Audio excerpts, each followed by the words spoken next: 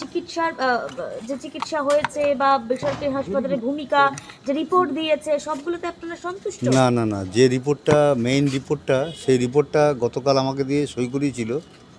সেই রিপোর্টে যা লেখা ছিল, আজকে যে রিপোর্টটা আমাদের হাতে তুলে দিচ্ছে, সেই রিপোর্টটা অন্যরকম, যেমন অন্য কিছু লেখা আছে সেটার মধ্যে। যেমন বলছে যে একটা র্যালি থেকেই দুর্ঘটনা ঘটেছে, কিন্তু পুলিশ যে মেরে এটা ঘটনাটা ঘটিয়েছে সেটা সেখানে উল্লেখ নেই।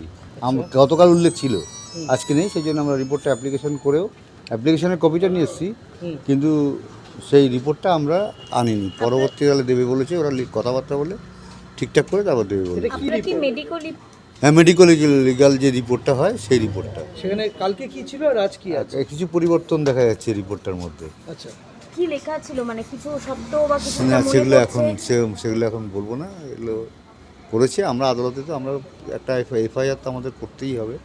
কেউ তো করেনি, পুলিশ তো স্বতঃস্ফূর্তভাবে বলেছে যে তদন্ত করবে, কিন্তু কোনো ধরনের এফআইআর এখনো পর্যন্ত হয়নি। সুতরাং আমাদেরই সেই কাজটা করতে হবে।